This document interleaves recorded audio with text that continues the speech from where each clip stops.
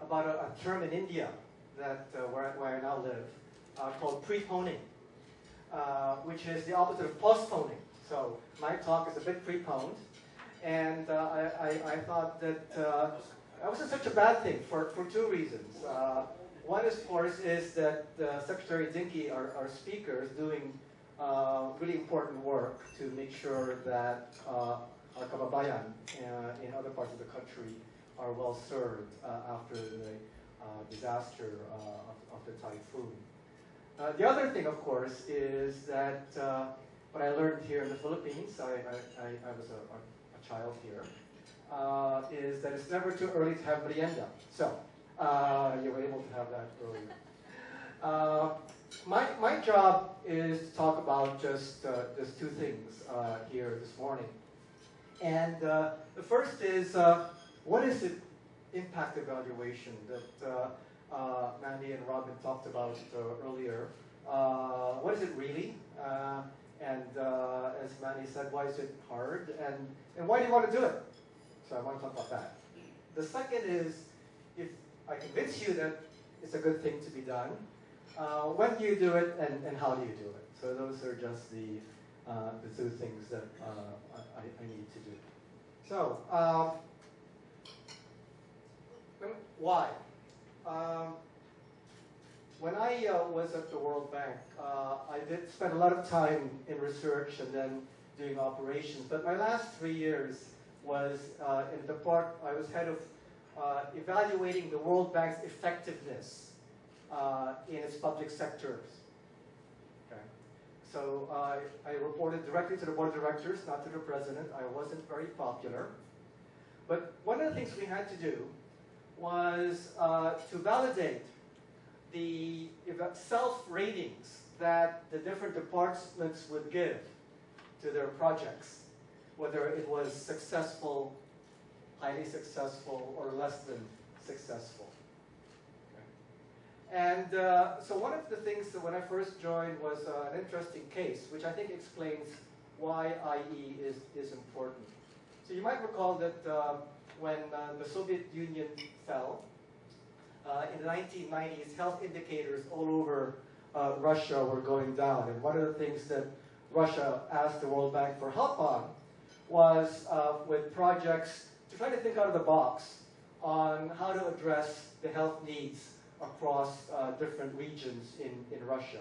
And there was this one project that had just finished. It had been implemented for about 7 years that tried to decentralize health management all over what they call the oblast, the different provinces in Russia.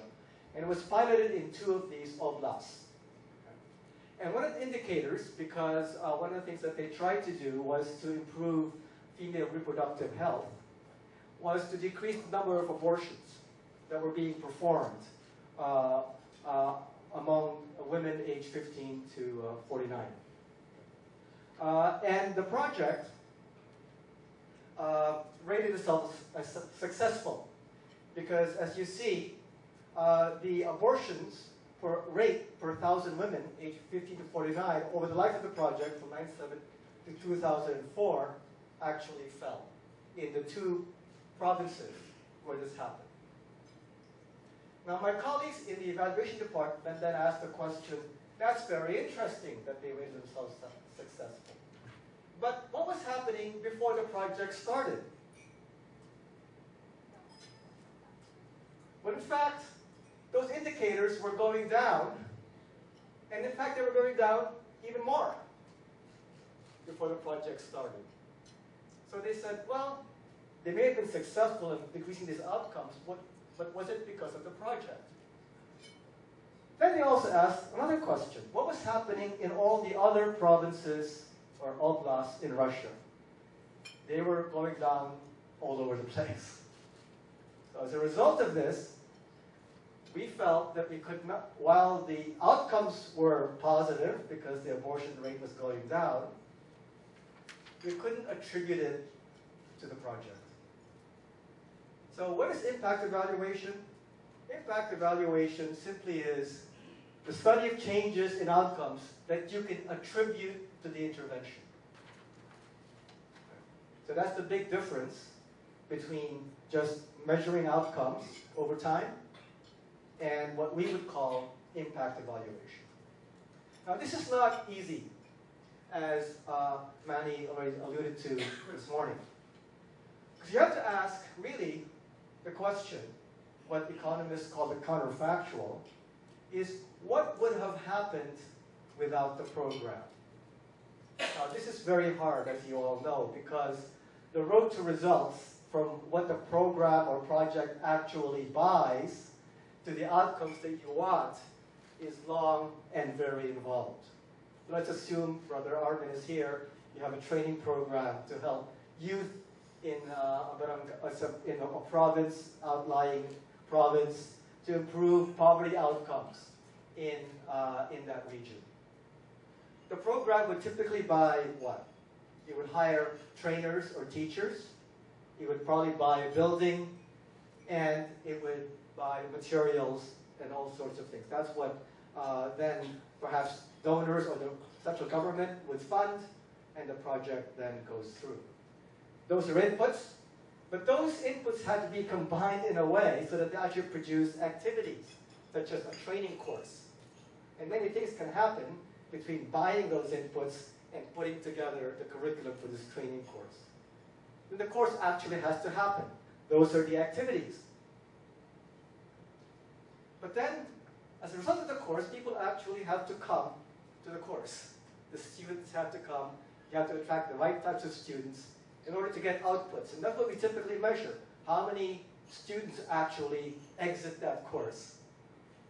And again, many assumptions have to be made in order to get those outputs. And finally, you have to ask, what are the outcomes? What are those kids actually learning as a result of this? And those are outcomes. And then finally, as a result of those learnings, do they actually earn more and improve poverty in that region? So it's a very long and involved process, and anything can happen over that time. And implicitly, we're all making assumptions. And one of the assumptions that happened in Russia, obviously, in the Russian health case, is they didn't take into account the fact that the country was growing rapidly. So that health outcomes were improving for everybody because of these outside factors. So one of the things that impact evaluation has to do is to make sure that you take into account these other factors so you can attribute it to the intervention as opposed to just observing outcomes. Another problem with the counterfactual is selection. Now, in the example I just gave you about training, one kind of selection is that maybe these training programs will attract the best and the brightest, the most motivated. So as a result, if you observe even their earnings going up before and after the course, it may not be due to the course, but it could be because they simply happen to be the best and the brightest compared to others who didn't participate in the course. That's self-selection. Another kind of selection, which might go the other way, is that the government chooses to put these programs in the least developed or the most needy areas, where there's no support system to help children learn. The parents may be not as educated. So as a result, you may not get the right outcome, not because it was a bad project, but because you're starting off in a situation where you're more disadvantaged. So these are just two reasons, selection, self-selection or program selection, why again, it's not enough to just observe outcomes before and after and still attribute it to the program. Now how do you correct for this? It's really hard for a simple reason. What you really need to do with a counterfactual is observe the same person with the program and without the program. And the problem, of course, with that is that physics. You simply can't observe the same person in two different situations. So what do you have to do? And this is where the art comes in of what you have to do to correct, to make sure that as a result of the selection and the outside factors, there are techniques to try to address this issue of the counterfactual. And there are two main techniques, and I'm going to give you in about a minute what there are whole semesters and courses for, but also Vic Picayo will go into this a little bit more after my talk. Okay? So one is, so the solution is you have to find a proxy for the counterfactual. You can't observe the same person in two situations. So who's the proxy for the person who did not get, who is as close as possible to the beneficiary, but who did not benefit from the program? So one way to do this is through experimental methods. It's called randomized control trials. Is that you choose randomly who gets the program and those who don't. And then statistically, that means that the outcomes that you observe are comparable because they were chosen randomly, whether to participate or not. So selection doesn't enter into it anymore. You've corrected for it. Okay. These are randomized control trials, and I think Vic will give you an example of that in a second. Now, sometimes, of course, you can't do randomized control trials. It could be that you're asked to evaluate something after the program has already started, or that the agency or the community does not want to have a randomized way of allocating who gets the program. And for this, what you need are quasi-experimental techniques, which uses, the thing about randomized control trials is it's pretty easy to understand because you've chosen people randomly and it's very easy to explain to people. But if you can't do that, you have to rely on statistical techniques that are a little more difficult to explain, but try also to correct for those external factors and also for the selection biases that I pointed out earlier. Okay. So one of these methods is called matching.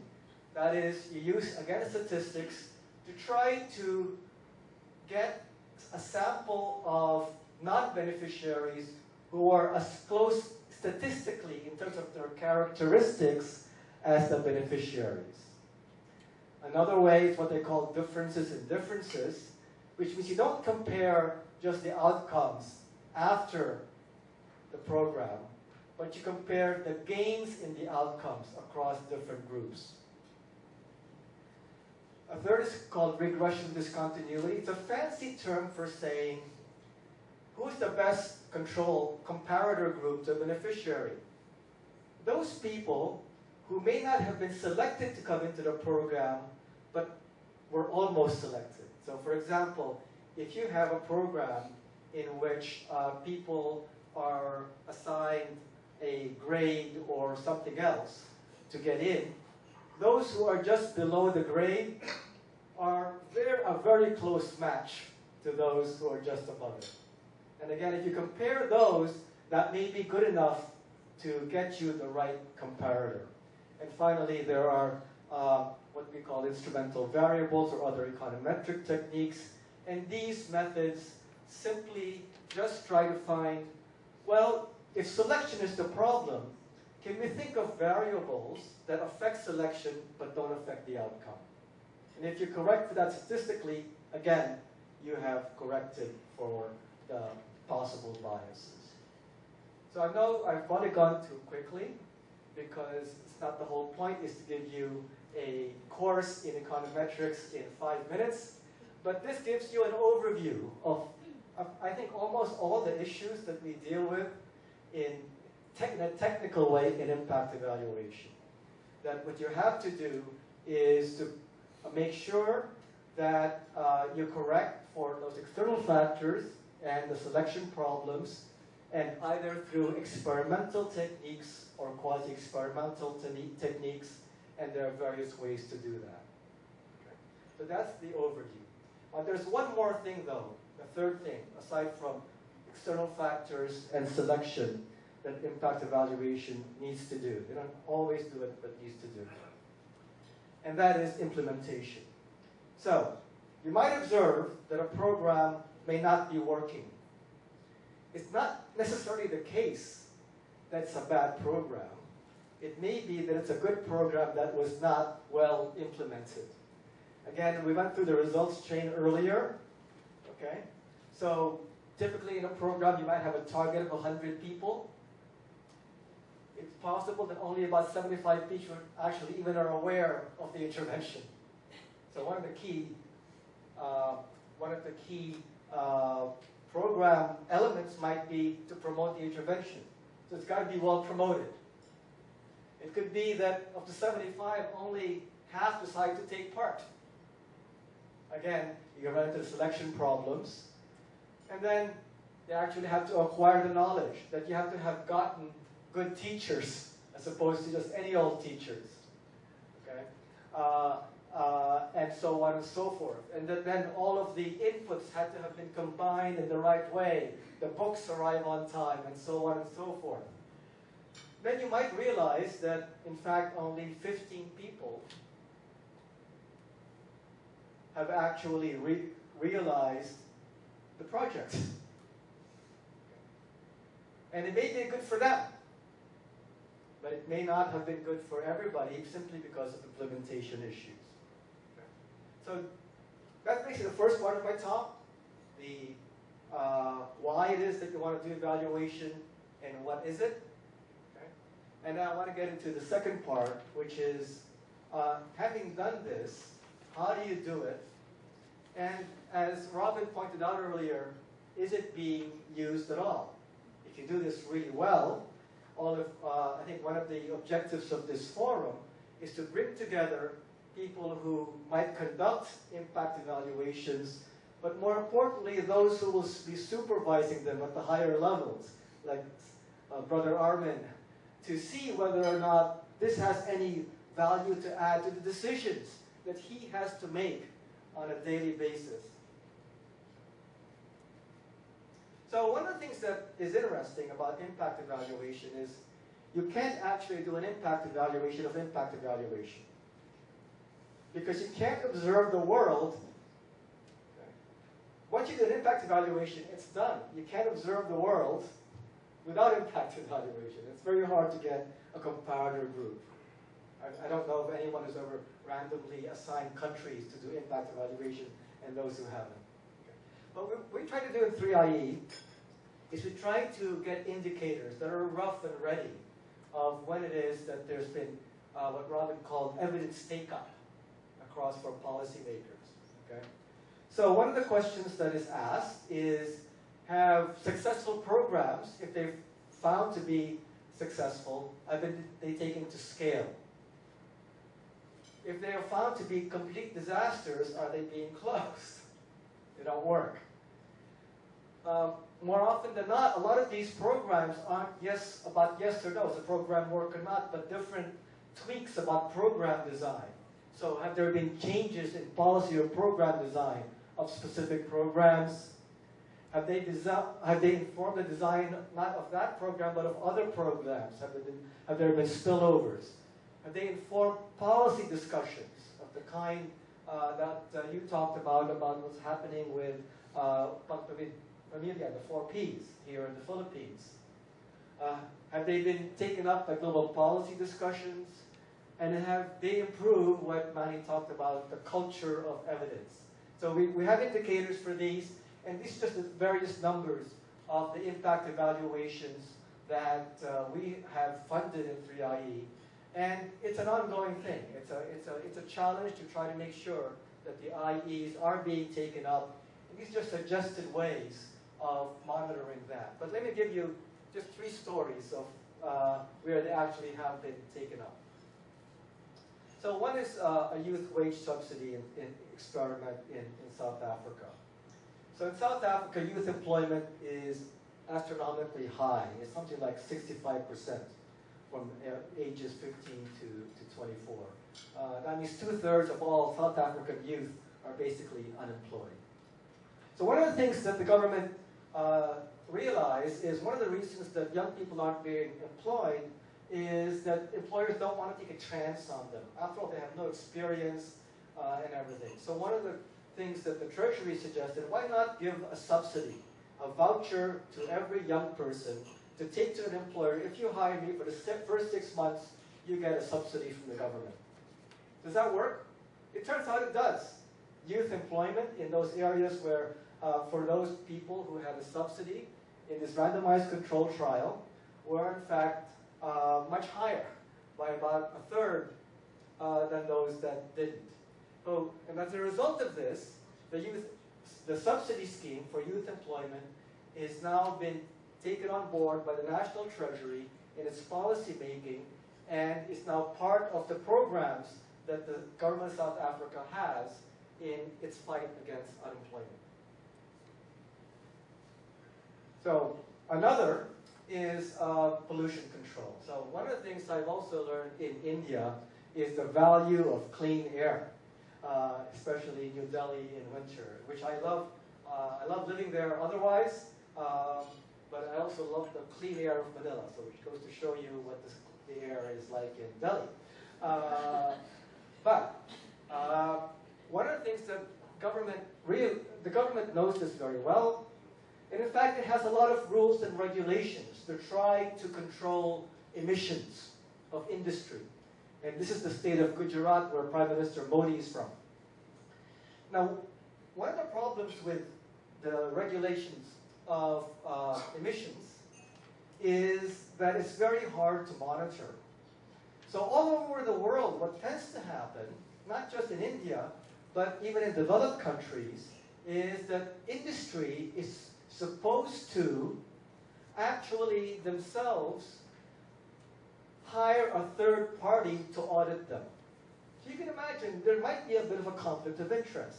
I'm going to hire someone, choose that third party independent auditor to see whether or not I'm a polluter. And that is what's then reported. So what this experiment did is very interesting, is they said they worked with the government of Gujarat to say, look, why don't we think of another way of doing this, in which the industries pay to a central fund, and the auditors are assigned randomly to the firms, and that they're checked. 20% of them are actually checked by another party to see whether or not the emissions that they observe. And again here, in those places, in those firms which were subject to this other way of monitoring, pollution went down by about 25%. As a result of this, the government of Gujarat has now moved away from the third-party audits that are done by the firms hiring themselves who is going to audit them, to this other way of more centrally regulating pollution. And the third and last thing that I want to say example is preschool in Mozambique in Africa. So as Brother Armin well knows, preschool education is around the world been touted as the single highest rate of return investment any country can do in any sector. This has been cited by Barack Obama in a State of the Union address based on work by Jim Heckman, a Nobel laureate in this process. The fact is, though, around the world, there's not a lot of preschool that the government has taken on board. And more in Latin America than in other places, and certainly very little in South Africa. And I'll talk about Armin later about what's happening here in the Philippines. So in this case, what happened was, again, there was an evaluation of ECD, community-based ECD programs, early childhood development programs, that were done in concert with the World Bank, but also other development partners, and Save the Children was actually the lead implementer, an NGO. And they actually measured for Mozambique the return in terms of learning outcomes to ECD. And as a result of this, Mozambique, which didn't have hardly any ECD, now has put that into their new education plan for the future. And they brought in Parliament as well as other stakeholders. So these are just three stories that give a little bit of background to the numbers that I pointed out earlier of how impact evaluation can be used to actually affect real-world policy. Okay? So the question is, what led to the successful take-up of this evidence? And let me just mention a few factors that we have observed in this study. One, of course, is credible research. It really needs to have been done well. And that the quality has to be impeccable. There's nothing worse than research that can be compromised or found to be fraudulent or something else to actually torpedo a program. Okay. So good quality, credible research. Now, a lot of researchers, and I was one of them, at one time thought that that was enough. I produced the best paper anyone can possibly imagine, and as a result of this, policymakers like Brother Armin will look for my paper and read it and change policy. Well, that's not enough. First of all, the chances of any policymaker reading one of my academic papers was zilch. Secondly, you need more than a good paper to actually change policy. So there are many other things that has to happen. Okay? One is, as you saw from the examples, it requires leadership and buy-in from key champions.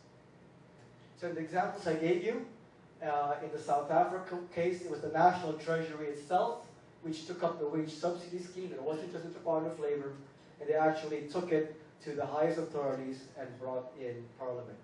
In Gujarat, the researchers worked directly with the Gujarati Pollution Control Board and worked very closely with them over time, and the head of that board actually took it forward in that state.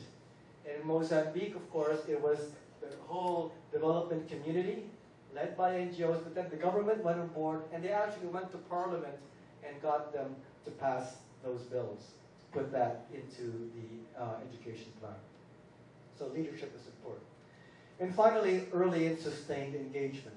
I think that in research, some of us feel in evaluation, oh, we can't engage with the policymakers and implementers because we want to be independent. Well, I think that is probably a recipe for making sure that the reports are sitting at a shelf someplace gathering dust instead of having an impact. So one of the things that we've learned is that this interaction between researchers and policymakers has to occur. It can't occur just at the end when the research is done. It's got to occur at the beginning, if only because the implementers actually will then ask the question, what is interesting for us and when to evaluate? A second point about this is there's got to be, I think as Robin alluded to earlier, some capacity within the agencies themselves to understand what impact evaluation is so that you can tell a good one from a bad one. You can tell who's the researcher and who's not, and ask the right questions that are actually evaluable. So there's got to be some capacity building, not just on doing impact evaluations, but also capacity to appreciate, understand, and use them. And finally, communicating well. As we know, academic papers aren't the most readable documents around. I've written many myself. Vic, I'm sure, he'll admit to it. But what's important is that you bring in professionals to actually help in disseminating that message. So my last thing I want to say is to just actually, of course, timeliness. Being in the right place at the right time. So sometimes you can be lucky like this bear. Okay? But actually, if you're engaging with the policymakers early, the timing can be worked out. So in the cases I pointed out, for example, they knew that there was an education bill in Mozambique that was coming up in a few years, so they actually started the evaluation to feed into that.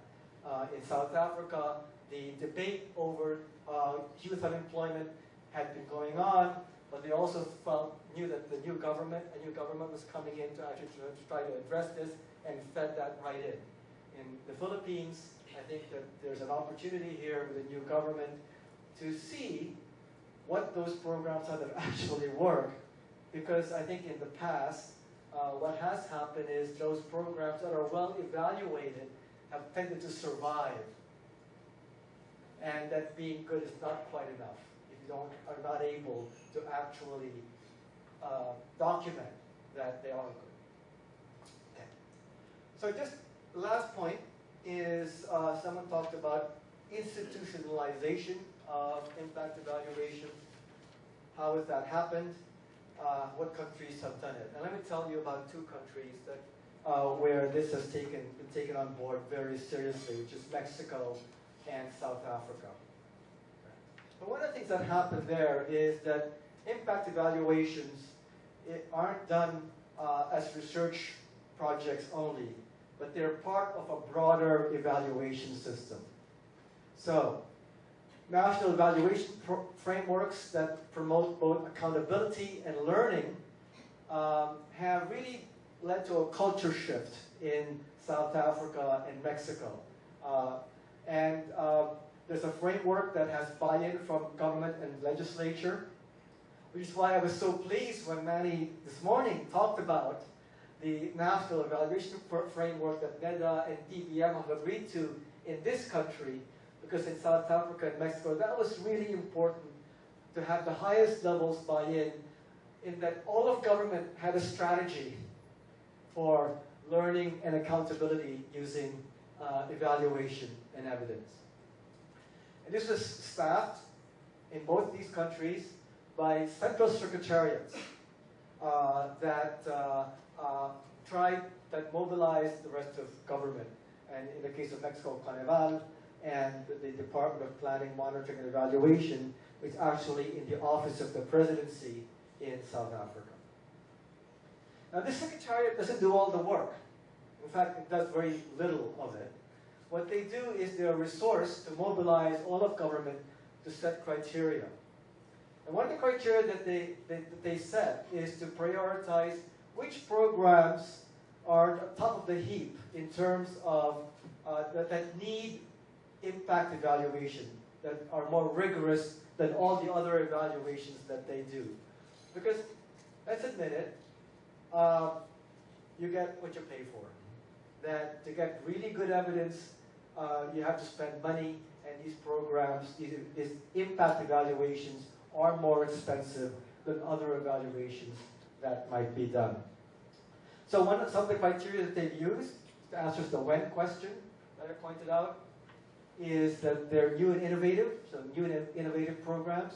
That's why it's very important that the 4 Ps, for example, when it was first established, already had built into it an impact evaluation program that has allowed the Secretary to actually cite evidence when challenged by critics, both in civil society, other parts of government, but also the press. And she was able to come up with numbers about how well the program is targeted and who is benefiting. Existing programs that need redesign. We all know that there are many programs that are ongoing, but all of them could use some tweaking. And if they're really important, it's another priority. And finally, there are some long-standing programs that have never been evaluated. This is the hardest part, because these tend to be the white elephants that have political support. So in India, for example, there's the Employment Guarantee Scheme, the distribution scheme that we're trying to help to tackle, but it's a little more difficult because there are vested interests. But much of the time, that's where a lot of the money is going. So this is just what the Secretariat does, is it tries to get all of government together, and I think in this case, the program that we have with NEDA is a good example of how NEDA has been able to mobilize all the departments to prioritize among the programs that need impact evaluation. Second thing is that you really have to assure within the agencies independence and quality control. So in Mexico, for example, they brought in a council of academics, of experts, to actually help the government review the quality of the work. But equally important to them is that there's open access to the evaluation results. Because there's nothing better than subjecting the researchers to the scrutiny of the general public, including other researchers, to focus their minds on the quality of the work. And it's interesting, the head of Carnival was telling me, he happens to be on the 3IE board, that in Mexico, so not all the programs in Mexico are subject to impact evaluations. But what they actually do on their websites is say, here are all the important government programs, here are the results from the evaluations.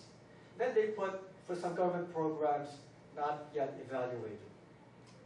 And that alone has led to a great deal of demand for Carnival to actually get it done. Because then what the agencies that have that not evaluated yet sign on it, get a lot of pressure from civil society and the press to ask why not. And the last thing is engage, engage, engage. That, as I said earlier, dissemination needs to be planned, not at the end, as we normally do, but from the beginning. Okay? There's got to be capacity development, as I said, with implementing agencies, not just to conduct the evaluation, but actually to help in the demand. That's why I think a forum like this is so important. And you need bridge builders between the technicians and the communicators. So in summary, 3 messages that I want to leave here is that impact evaluation is a method to try to address in a rigorous way the changes in outcomes that can be attributable to the intervention. And it's very important to do this for at least a subset of all government programs. And while this is more challenging, the second message, than other types of evaluations, there are techniques that are now well known and well tried for how they're being done, that are being applied in many developing countries, including this one that my friend Vic will shortly come and talk about. And that's important to institutionalize this process that I think Asnella is already trying to do through a change in culture that really tries to mobilize strong leadership across all of government within a broader evaluation system. There's got to be an open and credible way of quality assuring the products and this constant engagement between evaluators, policymakers, and implementers. Just to say that 3IE can help, and we're trying to here in the Philippines. The Philippines is the first country where we have a country policy country program window in which, with the help of DFAT Australia, we've actually helping the NEDA to do this mobilization across all of government to prioritize, and the 4 programs, well, the 3 now and the 4th to be carried out very soon with the Supreme Court, to build up the culture of rigorous impact evaluation in this country. So we're a nonprofit. We give research grants and mobilize the funds from donors to improve the effectiveness of development programs. We actually also synthesize the evidence across many, if there are many impact evaluations already, we do systematic reviews that are rigorous literature reviews that are unbiased on the evidence. In fact, we're producing one in education, Brother Armin, that's going to come out early next year, which I hope to share with you on what works around the world that has been rigorously evaluated on primary and secondary education. And we also support IEs through capacity building. So thank you. Visit our website. As I mentioned, as you mentioned, it has all of this on it. We have offices in Washington, London, but our main office is in New Delhi, where I'm based. And again, we're very pleased to be working in this country. Not, of course, least of course, I'm a Filipino myself, but mostly because I think the Philippines can be a real leader here, especially in Asia, on building evidence into policy making. So thank you very much.